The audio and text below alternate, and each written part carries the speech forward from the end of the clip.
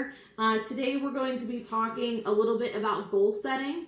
So we kind of wanted to talk a little bit about what goals are and how we work on them, how we set them up. So goals are something that you guys are probably pretty familiar with, because I think just about all of us have things that we work on all the time, but especially anybody that has an ISP or an IEP, I'm sure you're very familiar with the fact that you talk about goals and goal setting every year whenever you're in your meetings. So what are goals? So goals are an idea of something that we want to achieve or to accomplish in the future. So examples, Kristen, what do you think some good examples are? Weight loss, independence, communication, and socialization, jobs. I know lots of our individuals have employment goals. Yes. Yeah, so those are kind of some broad goals that we kind of think that most people are kind of always trying to work at. And it's important that we have a plan.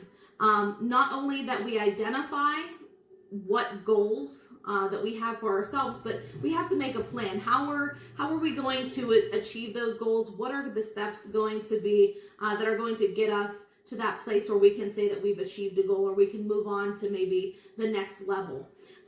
So like I said, your IEPs, your ISPs, those are essentially goal plans. They are plans for how the people that support you are going to help you to achieve those goals. If you don't have one of those, maybe you have a vision board where you've just created something for yourself where you can look at all the things that you want to accomplish. So you have this visual that you can go to see what it is you're currently working on or working towards. So we're going to talk a little bit about 5 steps to creating a goal plan. Once you've chosen what you want to work on, how are you going to get there? So when we talk about goals, we want to talk about 5 different things. And the first one is to be specific. Now, I know a lot of us may set a goal like I want to get a job, or I want to learn how to cook, or I want to be more independent. And those are great things. Those are kind of really broad things that there's a lot of things that kind of fall underneath of that to kind of get you to that point. So you may have that goal, let's say, for example, to cook for yourself. But we want to make sure that we are specific. So maybe you already kind of can do sandwiches by yourself, or you can get, yourself some fresh fruit or vegetables, and you could get yourself like a snack from the cupboard, but maybe you want to learn how to use the microwave, or maybe you already do use the microwave and you want to learn how to use the stove, or learn how to prepare specific recipes. So those are kind of how we go from, okay, I want to learn how to cook, to more specific. I want to learn to use the microwave. I want to learn how to make my mom's lasagna. If it's independence, there's a lot of things that fall under independence. What is it that you want to be more independent in? Do you want to be able to do your laundry, the whole entire process from start to finish by yourself? Do you want to learn how to manage your finances more independently? So there's a lot of things that we can be more specific about when we think about the goals that we're trying to work on. So coming up with something like getting a job, being more independent, communication, socialization. For example, you want to learn how to kind of maybe strike up a conversation with a new person because maybe you're shy and that's difficult for you to do. So we have kind of these broad goals, kind of like an umbrella, and we want to make sure that we have specific steps underneath that are basically going to help us to achieve that end goal. So we want to be specific. Next, we want to be measurable. So, we want to see the progress that we've made. We want to know that, hey, I'm getting closer to achieving my goal. So there's a lot of different ways to do that. Maybe you have a list of recipes that you want to learn how to make, and as you learn to make them, you can check them off. At your yearly meetings for IEPs and ISPs, we talk about the goals that you worked on throughout the year, and we talk about the progress that you've made. Your supports coordinators will often be monitoring the progress that you're making with the people that are helping to support you, to see how you're doing and how you're coming along. And at that point, at that yearly meeting, a lot of times maybe you talk about if you're going to change the goal, if you're going to come up with something new, if you're going to maybe take another level. Like, for example, if we were talking about cooking and you wanted to learn how to use the microwave, maybe by your next meeting you achieve that, and now you want to move on to being able to use the stove or the oven. So those are kind of the things that we want to kind of watch. We want to be able to measure and see how far we've come and track our progress. So next, Kristen's going to talk a little bit about the next two. The next two, we're going to kind of put together achievable and realistic. Whenever you are setting a goal, you want to make sure that it's something that you can achieve. If we set goals that are unrealistic or not achievable, you might find yourself getting disappointed or upset, and you may not be motivated to work on another goal. I know setting an achievable goal can also make you feel good about yourself. Yeah, you definitely want to make sure that whatever you choose to work on, it's something that you can actually do. There may be some things for some of us that we would love to do, but maybe it's not realistic. Maybe it's not really something that would be good for us to work towards, because it's not something that's actually achievable. So we want to make sure that the goals that we set for ourselves are achievable and they are realistic for us. What may be realistic for me may not be for you. So you have to remember that this is about each of us individually. And when you guys are at meetings and you're talking about your goals, make sure that you speak up for yourself. Make sure that you let your team of people that are there to support you, let them know, hey, I really want to work on this. And part of the job of that team is going to be to talk about that and to help you to understand what may be realistic or what might not be realistic, and to do the best to help you to achieve the goals that you've decided that you want to work towards. So lastly, we're going to talk about timely goals. So it's really important that our goals are short-term and long-term.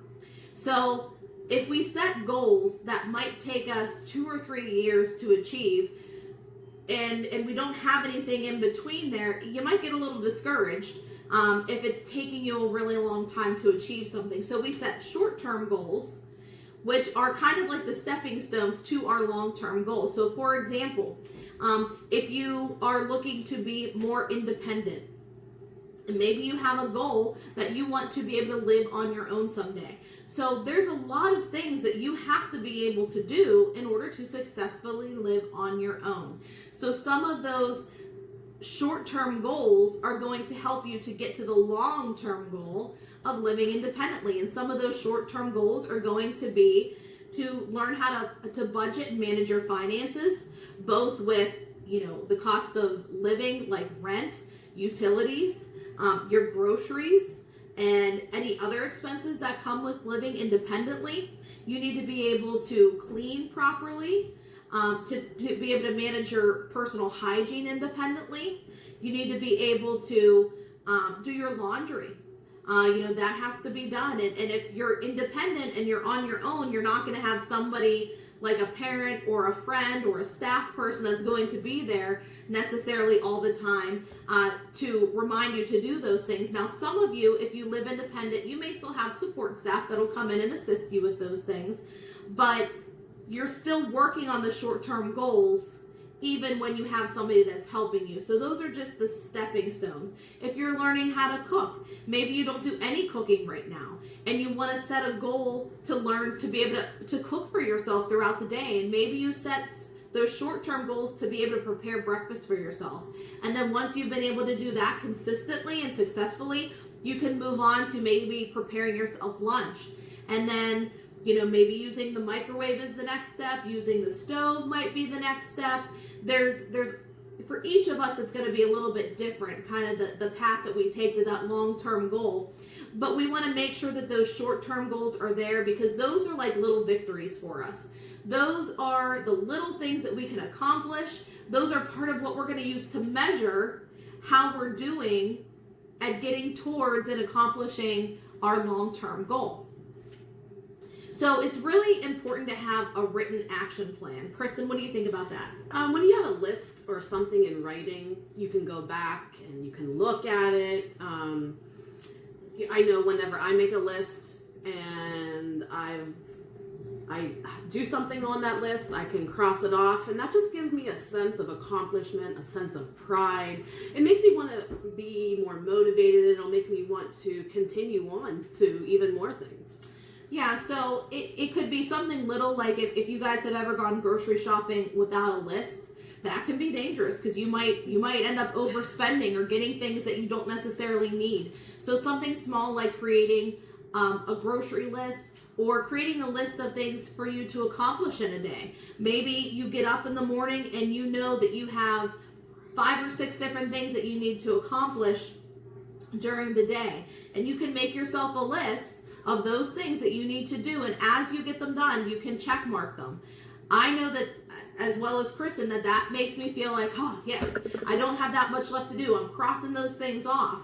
Now, if we find, for example, say our list is done for the day, we have 5 or 6 items to do, and we, at the end of the day, we reflect on it, we look, we say, oh, I only got 2 things done today.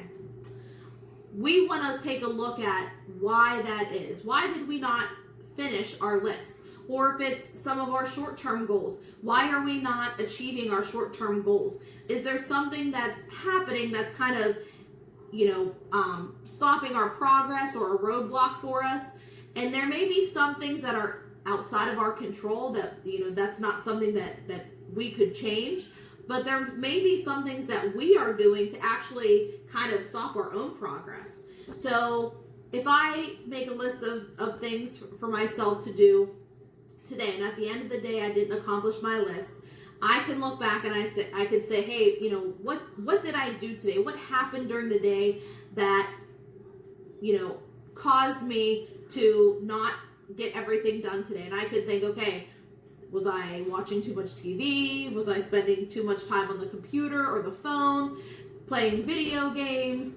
Did I take a nap in the middle of the day that was too long? So there may be some things that we actually do that maybe at the time we don't realize it, are actually kind of stopping our progress. So we need to make sure that we stay on task and stay focused. Well, sometimes it's out of our control, right? Sometimes it is. Sometimes things happen, that are beyond our control. Like, let's say, for example, that you had a plan to get to the grocery store and somebody was supposed to come pick you up and take you shopping, and the person cancels and says, oh, I'm sorry, I'm not going to be able to take you today. That's not something you can control. But how much time I spend on the phone or the computer or the nap that I took in the middle of the day, those are some of the things that can kind of hinder my progress. If I'm out somewhere in the community with friends, or say you're at one of your day services and you have a task that you're supposed to be working on, sometimes what hinders us is the socialization. So maybe we get to talking to our friends a little bit too much, and before we know it, we've lost an hour or two because we've kind of spent more time talking and socializing than we have working towards our goals. So it's important to identify what you can and can't control in these situations. And if there's things that we're doing that, maybe we can change, we need to be able to realize that and make the choice to change that behavior. Like, hey, maybe I have to make sure that if I'm going to take a nap, it's only a half an hour. Or maybe if I'm going to be on the computer, I need to set a timer or a time limit for myself so that I make sure that I still accomplish my goals. Okay? So there are things that may stop us from progress.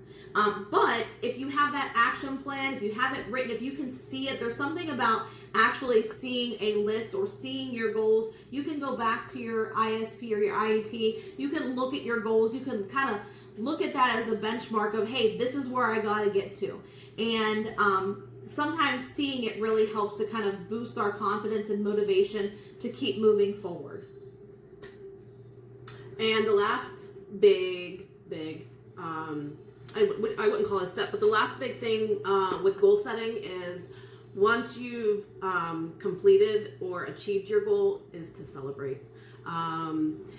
At the end of the day, if you've done a good job, give yourself a pat on the back and think of all of the things that are, take a look at the list of all the things you have marked off. It gives you a sense of accomplishment. And if it's a bigger goal, it could be a bigger celebration. It's totally up to you. Yeah, so it's important that, like we talked about looking at the things that stop our progress. Well, we also want to recognize the progress that we have made. And no matter how slow or how quickly we're able to achieve our goals, because guess what, guys? We're going to do things at different paces. What's easy for you may be hard for me, or what may be easy for me may be hard for you. We're all going to take different paths to get to our goals. Even if we both have the same goal, the way that we get there, the steps that we're going to take may be very different, and that's okay. That's what makes us unique, and there's nothing wrong with something taking us a little extra time to achieve. But once we do achieve those goals, especially if we've been really diligently working on them hard, it's really important to celebrate, to recognize what you've accomplished. And some of those things, like for example, independence. If you have worked really hard towards that goal of independence, maybe over a course of several years, and you finally get the keys to your own apartment, isn't that just such an awesome thing to celebrate, that you have come this far, that you have achieved that goal? Or when you make your family dinner for the first time, and maybe several months ago all you could do was kind of make yourself a sandwich and maybe breakfast cereal in the morning, but now you were able to make your mom's lasagna or something. So when you have those times where you get the opportunity to reflect and realize that you've achieved your goal, take time to celebrate, take time to give yourself credit, take time to thank the people that have helped you along the way, if there's anybody that helped to support you, and look forward to what you're going to do next.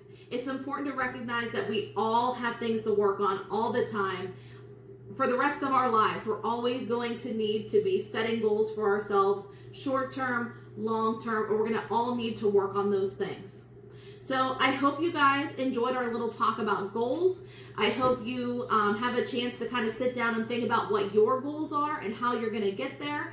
And if you're not sure about what you should choose as a goal, if you're not sure how to achieve the goals that you have in mind for yourself, talk to the people that help to support you, and they will help you to understand, help you to come up with a plan, and maybe even give you some great ideas for short or long-term goals for you.